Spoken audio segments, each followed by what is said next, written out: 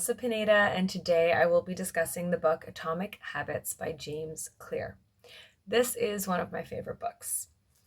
I have recommended it to many people. It was published in 2018, and I reread it once a year just to kind of keep me on track, get me pumped again about dropping bad habits of mine and acquiring new ones, and just being the person that I want to be, making the changes I want. And he does it in a really easy, kind of step by step, baby step fashion.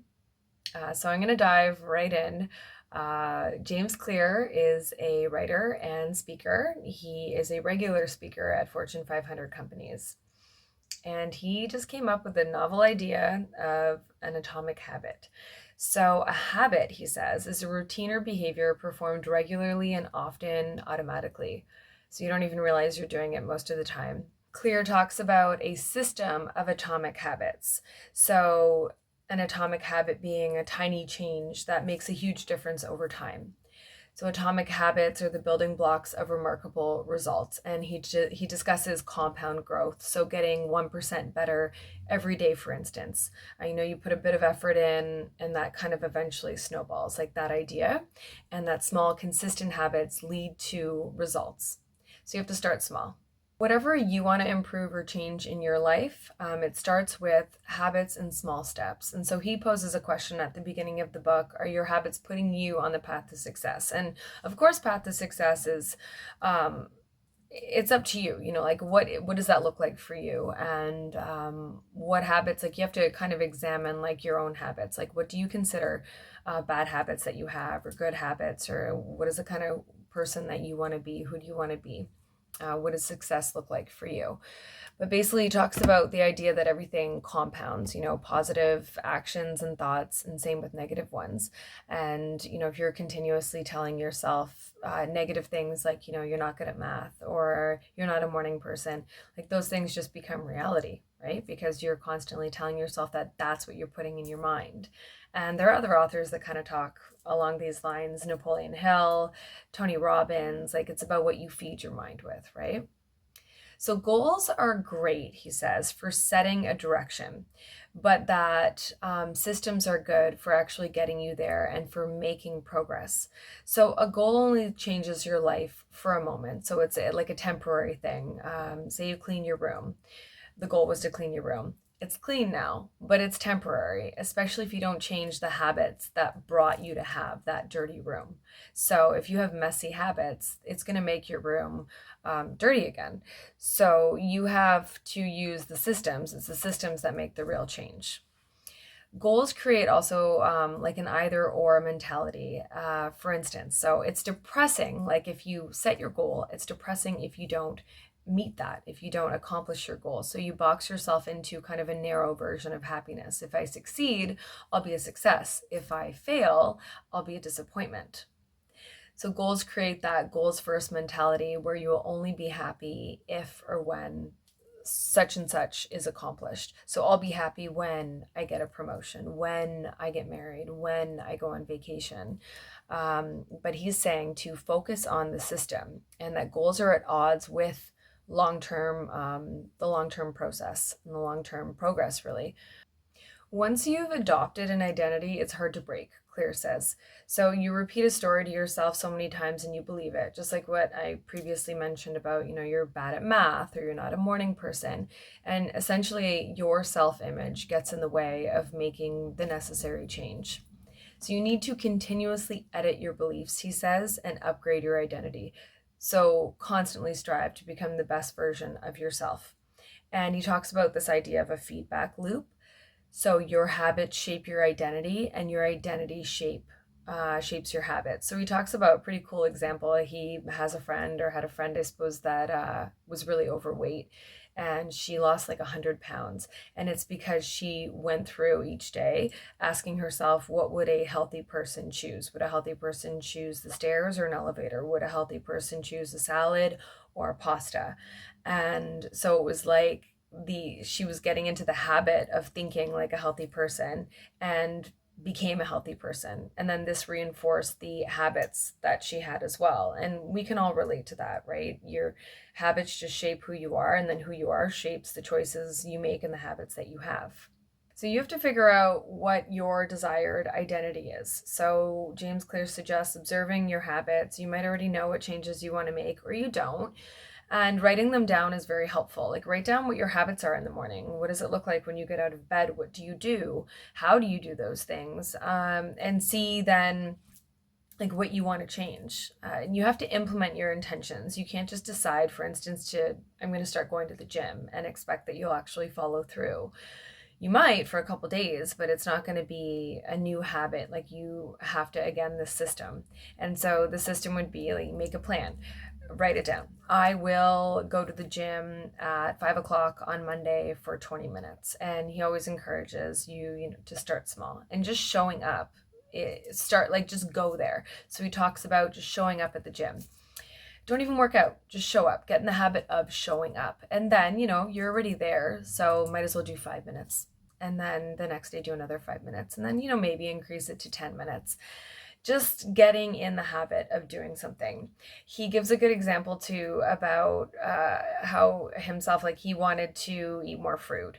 And he would buy apples, keep it in the crisper in the fridge, forget about it. And by the time he'd remember that he had apples in there, they had gone bad. So he started putting it right in the middle of his kitchen, like in a bowl on his island where it was like plain sight. So he talks a lot about doing things like that too. If you want, to remember to have your vitamins, keep your vitamins out where you're going to remember until like it becomes habitual, until you are the person that craves fruit and you're going to eat fruit because you're used to eating it, or you take your vitamins, you're not going to forget anymore. This is like a habit that you've acquired. So making it visible. He talks about habit stacking, which is, I really like this. Habit stacking is where you pair a habit with an existing one. So you're just stacking something that you already have. For instance, if you want to be someone that starts meditating, pair it with pouring your morning cup of coffee. After you pour your cup of coffee, meditate for 60 seconds and do this every day until it becomes a habit. If you want to be someone that reads before bed, put your book on your bedside table. So it's going to be right there. You're going to go to bed, so you're going to see your book. So he has some good examples in the book, really interesting ones that are relatable as well. Facebook, for instance, you want to check your Facebook on your phone. Okay, every time you check Facebook, you have to do 10 push-ups before checking Facebook if your goal is to become someone that is more physically fit. Yeah, so he gives some really like cool examples and easy things that you can start, implement easily. So he also discusses environment design. And that's where like the whole idea of having things like out in the open, like that bowl of apples, comes into play. So you have to make your environment kind of conducive to the person that you want to be. And I really like the environment design examples that he gives. One being, you want like to have a clean car, for instance. You want to be someone that has a clean car. So take your trash out of your car. Every time you leave your car, you park it. When you're going to get out, get in the habit of taking your garbage with you when you go. If you want to have like a clean room, like getting in the habit of that, not just the goal being to clean the room, but to have a clean room or reset the room every time you're about to exit it. So you finish watching TV, bring your dishes to the dishwasher, put them in the dishwasher, put the remotes back on the TV stand, things like that, like resetting things as well. And again, he talks about this idea of like positive mindset and changing your mindset. I really like this as well. So instead of thinking of things that you consider almost like a burden, like, oh, I need to do this, think of it as I get to do this. Sometimes life gets mundane, the tasks are boring or frustrating, time consuming, but he just talks about just changing your mindset. You get to do this. I get to make my kids' lunches every night or every morning. You look at things in a grateful light, that it's a privilege to be able to do these things. Clear talks about a 2-minute rule and gateway habits. So, for example, your goal would be to run a marathon. The gateway habit would be to put on your running shoes or change into your workout clothes. So, it's the same with, you want to be someone that goes to the gym. Just get in the habit of getting changed. Do the easy thing on a more consistent basis, and you master the habit of showing up. Like, just show up to the gym. Don't even work out. Just get used to showing up at the gym. And a habit, he says, has to be established before it can be improved. So the first 2 minutes is something he focuses on because, like, that's the start to a larger routine. So he gives an example of when he used to play baseball in college, and the warm up, the certain stretches he would do would like put him in that mind frame, would get him ready to go. And that's sort of the idea. Like, you just get in the habit of doing that, and it'll lead to greater things, to greater results and consistency. So it doesn't matter if you slip up one day and break the habit. It's the rebound that matters, and that's the key. That's something that he emphasizes. The problem is thinking that if you can't do something perfectly, you can't do it at all. I can certainly relate to that. The idea of, if you can't commit a certain amount of time, or you can't commit to doing it the way you would want, to really put in that effort, give it your all, then it's not worth doing. And that's not what he's saying. He's saying, like, small habits compound. Start small.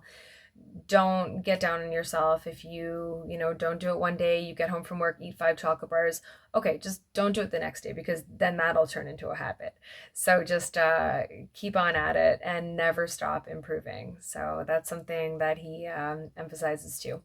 So I hope you've enjoyed this discussion on Atomic Habits. I think it's an excellent read. I think it's helpful for everyone in every situation, regardless of, what your habits are, what your goals are, what kind of person you want to be. So I do encourage you to pick up a copy and enjoy. Until next time, thanks for listening. And if you have any comments, questions, please share them and let me know if there's a specific book that you want to hear about, that you would like me to discuss.